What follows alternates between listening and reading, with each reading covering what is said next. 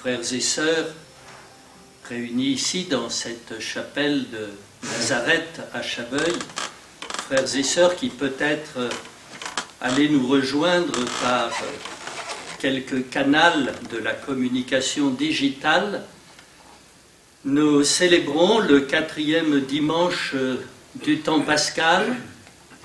C'est le dimanche du Bon Pasteur, une journée pendant laquelle l'Église prie particulièrement pour demander au Seigneur d'envoyer des prêtres, des vocations de consacrés, le dimanche du Bon Pasteur. Les 2 premières lectures que nous avons entendues nous donnent la voix d'un pasteur. Un pasteur qui tient directement son autorité de pasteur du Seigneur Jésus.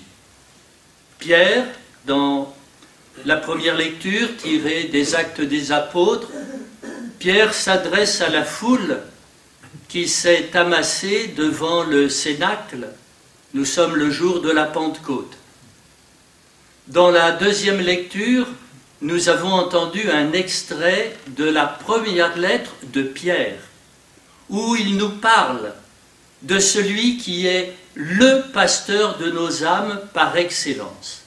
Et enfin, dans l'Évangile, tiré de Saint Jean, nous avons entendu Jésus nous expliquer qu'il soigne ses brebis, qui nous laisse entendre qu'il est, lui, le bon pasteur. Et en outre, voyant que les pharisiens auxquels il s'adresse n'ont pas l'air de comprendre l'image qu'il emploie pour montrer quelle est sa mission de salut, Jésus prend une autre comparaison qui semble moins poétique, mais qui est très suggestive. Il dit « Je suis la porte », pour laisser entendre qu'il est un pasteur qui conduit ses brebis vers le pâturage par excellence, vers la maison du Père, là où les brebis ne risqueront plus de tomber dans les ravins de la mort, dans la maison du Père. Il est la porte, celui par lequel on passe, celui qui d'une certaine façon s'efface. Et nous le comprenons bien lorsque nous le contemplons sur la croix. En quelque sorte, le Fils de Dieu, le bon pasteur, dans sa passion et au moment de sa mort, s'est effacé. Et en s'effaçant, il ouvrait la porte. Et maintenant, quiconque croit en lui connaît le salut.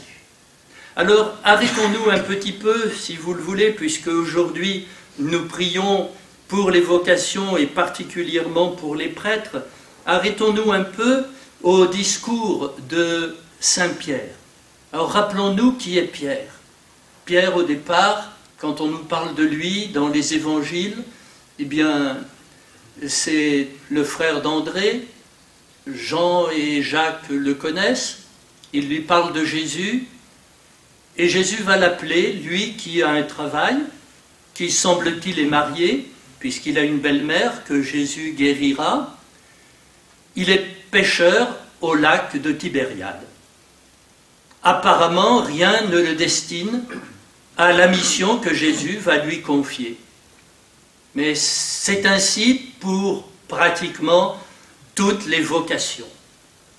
Plus d'un parmi nous, plus d'une parmi nous, si on lui avait dit dans son enfance ou dans sa jeunesse, pas tous, je sais, ni toutes, si on lui avait dit un jour tu seras consacré à Dieu ou un jour tu seras prêtre, un jour il se serait sans doute au moins mis à sourire.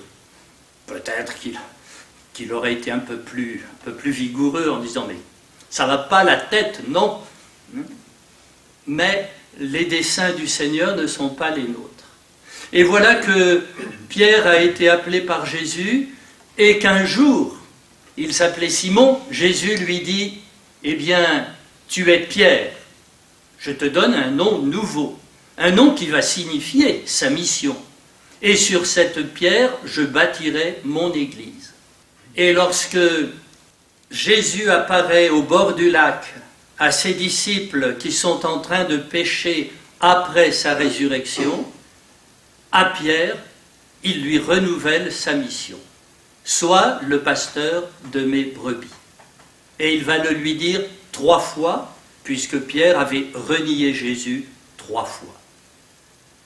Et nous le voyons maintenant dans son ministère de pasteur, de berger des brebis, dans ce discours de la Pentecôte. Et je vois ici comme 2 indications. Il leur donne d'abord, il leur montre le bon pâturage.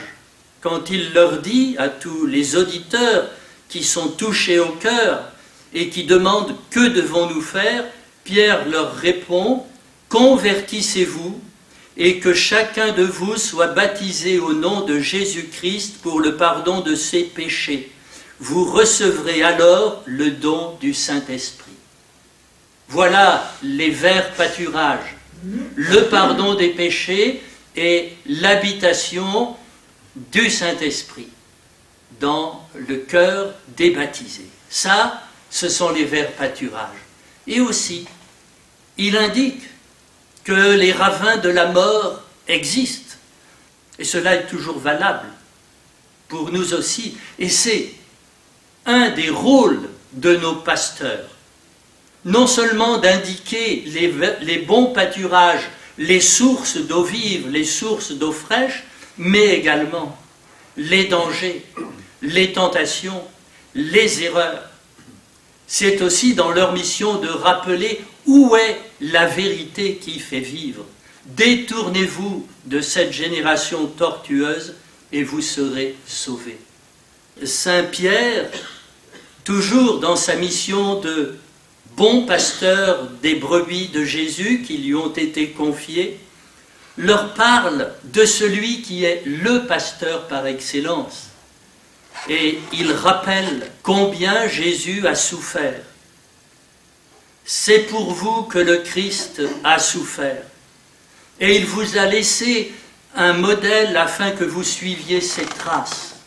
Et il est en train de dire que Jésus, il dira à la fin, est le bon pasteur, mais il est aussi en train de suggérer que la vie avec Jésus, c'est se trouver dans les bons pâturages. Il vous a laissé un modèle afin que vous suiviez ses traces. Et après, il va décrire la douceur, le silence, la justice de Jésus pendant sa passion. Il nous dit qu'il a porté nos péchés. Le bon pasteur prend sa brebis sur ses épaules. Jésus, le bon pasteur, a pris nos péchés dans son corps sur le bois, afin que, morts à nos péchés, nous vivions pour la justice. Par ses blessures, nous sommes guéris. Et il termine, « Car vous étiez errants comme des brebis », sous-entendu, sans pasteur. Mais à présent, vous êtes retournés vers votre berger, le gardien de vos âmes. Et voilà, frères et sœurs, quelques suggestions que nous pouvons tirer de ces lectures. Et revenons brièvement à l'Évangile où Jésus explique qu'il n'est ni un voleur, ni un bandit, mais qu'il est vraiment le berger des brebis. Ce berger dont les brebis écoutent la voix, elles le connaissent. Nous prierons aujourd'hui pour que dans l'Église, de nombreux jeunes écoutent la voix de Jésus et acceptent de passer par lui, qui est la porte du salut. Nous prierons pour que, en écoutant la voix de Jésus, ils découvrent, si c'est sa volonté, qu'il les appelle à s'associer à sa mission de pasteur. L'Église est le peuple de Dieu. L'Église est le troupeau choisi, béni par le Seigneur. Mais comme tout troupeau, elle a besoin de bergers, elle a besoin de pasteurs. Et nous allons prier pour cela. D'abord, que les brebis suivent Jésus, qu'elles apprennent à percevoir sa voix, et ainsi qu'il y en ait parmi elles qui répondent à l'appel particulier à le suivre de plus près dans la vie consacrée et à le suivre dans la vocation de pasteur. La mission des pasteurs, c'est cela. Donner leur vie à l'image du bon pasteur Jésus pour que leurs frères et sœurs aient la vie en abondance. Le 3 mai 1928, notre fondateur, le Père Vallée, quittait l'ordre auquel il appartenait depuis que le Seigneur lui avait montré, lors d'une retraite spirituelle selon les exercices de saint Ignace, qu'il l'appelait à le suivre et à partager sa mission de bon pasteur. Le Père Vallée déjà avait conduit des milliers d'hommes vers les verts pâturages, et maintenant il partait pour fonder une congrégation. De fait, il en fondera 2. Il partait sans savoir où il irait. Oui, il avait ses idées, mais après le Seigneur est venu tout bouleverser. Mais ce qu'il a gardé au plus profond du cœur, c'était sa mission. De lui-même, plus d'une fois, il a douté. Il s'est posé des questions. Il est allé consulter des hommes de Dieu pour savoir s'il ne s'était pas trompé. Et toutes les fois, on lui parlait des verts pâturages. Toutes les fois, on lui disait « Mais vous avez conduit des milliers d'hommes vers le Seigneur Jésus, vers le salut. Alors mon Père, ne pensez plus à vous, ne vous regardez plus, mais continuez à avancer. » Eh bien, frères et sœurs, nous allons poursuivre notre célébration. Nous prierons pour les vocations sacerdotales, pour les vocations de consacrés, et nous prierons aussi pour les uns pour les autres, et tout particulièrement pour les jeunes en formation dans nos 2 instituts. Que la très sainte Vierge Marie intercède pour nous tous et nous donne à chacun, à chacune, un cœur pastoral, un cœur de bon berger, un cœur qui s'oublie lui-même, un cœur qui se donne entièrement aux autres. Amen.